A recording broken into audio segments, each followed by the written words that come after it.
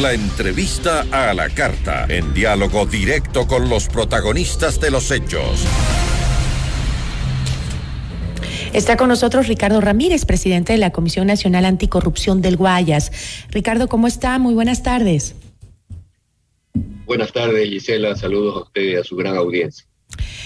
Ricardo, entiendo que a través de ese comunicado que publicaron, la Comisión Anticorrupción señaló que la falta de insumos y medicamentos es denuncia a diario por los usuarios, familiares y médicos.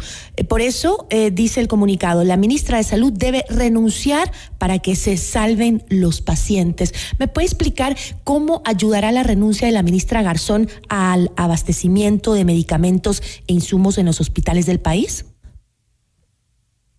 Bueno, lo que mencionamos en el boletín es simplemente recoger un clamor nacional en todos los hospitales, unidades médicas de salud del sistema público, sea este ministerio o el IES en especial, y que refleja la grave crisis o el desmantelamiento que se encuentra en el sistema público de salud en el Ecuador. La salida de la ministra es una necesidad porque está empantanado, estancado el proceso por el que se supone se busca un cambio para resolver el problema. Y no creo que haya algo peor después de la ministra. Siempre un cambio ayudaría, y además si se da por presión social frente al fracaso, el que venga, hombre o mujer, quien fuere, tendrá en cuenta las razones por las que la ministra ha sido removida de su cargo y hará, tengo entendido, los esfuerzos al menos necesarios para que se produzca este cambio. Entonces, Ricardo, quiere decir que no es que se ha encontrado evidencia de corrupción o irregularidades en la administración de Garzón y por eso hay un desabastecimiento de medicinas. La Comisión Anticorrupción no ha encontrado este tipo de obstáculos, digamos, corrupción o irregularidades.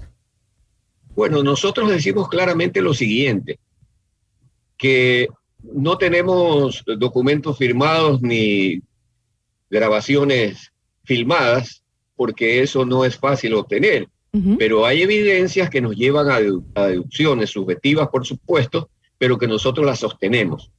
Ese llamado proceso de externalización de las farmacias para nosotros tiene un fondo de corrupción, muy claro. El asesor en salud del gobierno de Guillermo Lasso, asesor ad honorem, entre comillas, o sea, ellos no ganan salario, pero ganan otras cosas.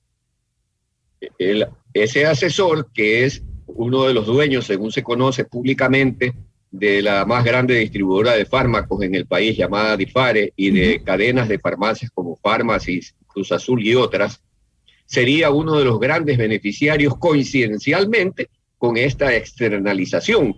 Entonces, nada es inocente en este país.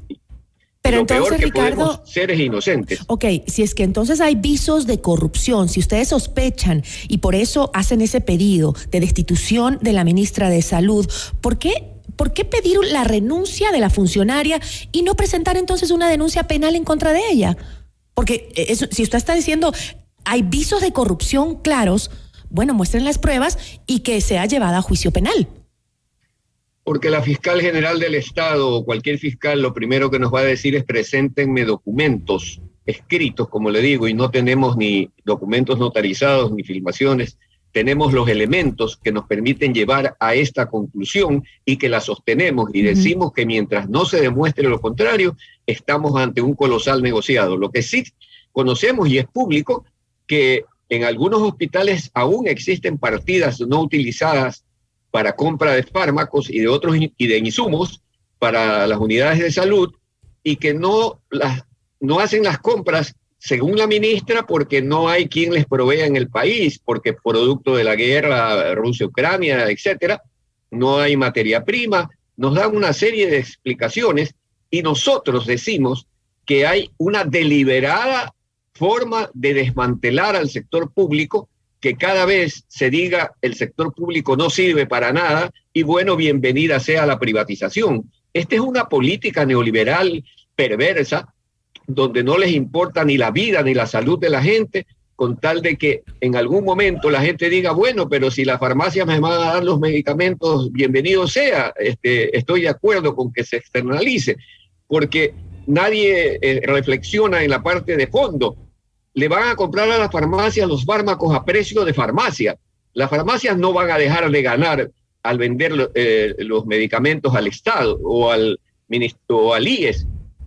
Y como usted y cualquier ciudadano, sin ser muy docto en el tema, entenderá, una cosa es que yo compre 1 millón de tabletas a los productores, a los laboratorios farmacéuticos o a los importadores directos de los fármacos que no se producen en el país, y otra cosa es que yo le compre cada receta por unidad a las farmacias del país. Claro, el precio varía. Con lo que yo voy a comprar a las farmacias del país, seguramente con ese mismo dinero puedo comprar 10 productos de los mismos. O sea, yo compro una tableta, una ampolla, y con ese dinero que estoy pagando del erario nacional, de nuestro dinero, se podría atender a 10 o a lo mejor más pacientes, porque la diferencia de precios es evidente. O sea, eso no se necesita, como dice nuestro pueblo, no necesita mucho estudio para entenderlo.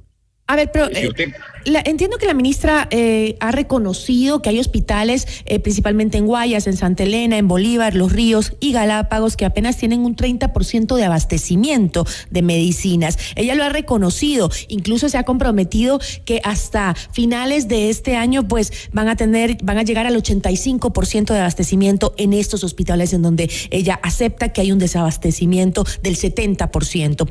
Ahora, según Garzón, lo que ella ha explicado y ha dicho públicamente es que el problema del desabastecimiento de medicinas radica en que pues hay problemas con el Servicio Nacional de Contratación Pública, el CERCOP. Dice que es difícil manejar y que muchas veces cuando pues desde los hospitales se organizan para hacer un pedido, una compra, no hacen bien el proceso y se les cae, y por eso no logran activar ese proceso. ¿Usted está de acuerdo? ¿Será esa la base del desabastecimiento de medicinas? No estoy de acuerdo. Ese es otro mecanismo, otra cortina de humo. Según ustedes, ¿de dónde nace el desabastecimiento? Lo injustificable.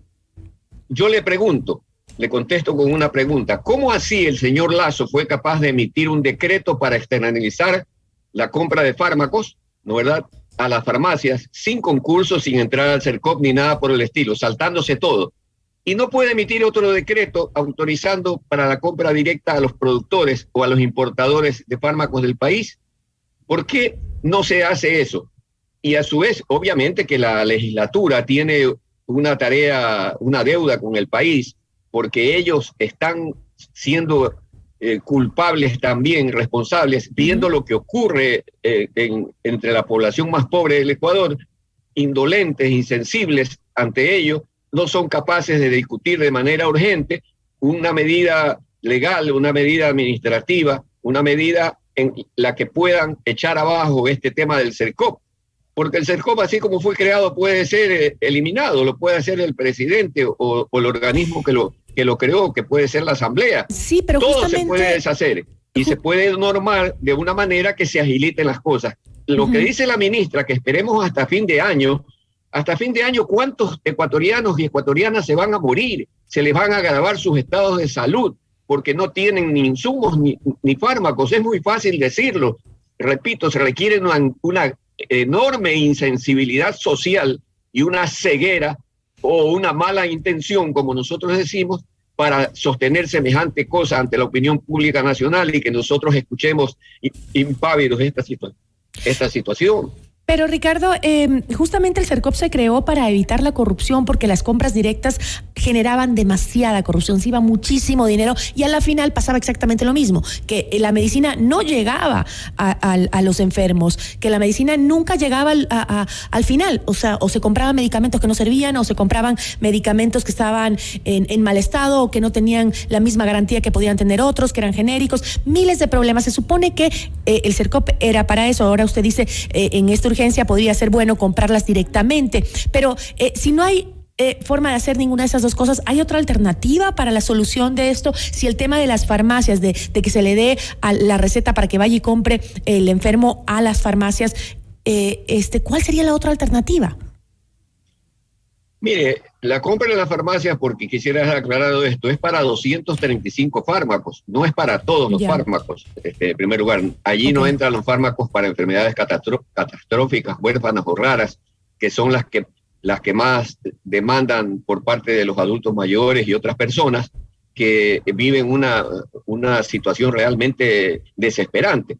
En segundo lugar, este tema no es de compra directa o de CERCOP. El problema es que la compra directa es más ágil, pero para eso existen la Contraloría General del Estado, para eso existen los órganos de control y obviamente tenemos que funcionar más a fondo la Contraloría Social que debemos ejercer los organismos, las estructuras del sector de la sociedad civil para hacer una vigilancia y ahora ya no es lo mismo que hace 10 o 20 años. Hasta los medios de comunicación y todo el mundo puede ejercer un control con todo el escándalo que ha habido, porque mire, a través del CERCOP es que se hicieron los grandes negociados y quienes siguen vendiéndole al sector público todavía, los que siguen vendiendo en este momento, los mismos que estuvieron involucrados en las denuncias que causaron indignación al país durante la pandemia.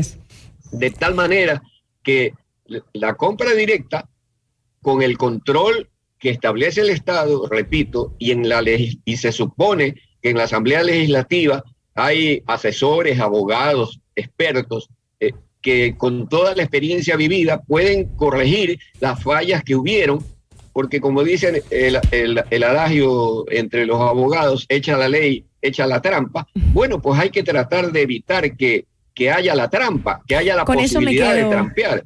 Entonces, pero medidas tienen que tomarse. Y deben ser de emergencia ya, no urgentes, para de aquí a diciembre. Eso realmente es inaudito e inaceptable. Con eso me quedo, Ricardo. Muchísimas gracias. Gracias a usted por la oportunidad. Una buena tarde. Ricardo Ramírez, presidente de la Comisión Nacional Anticorrupción del Guayas.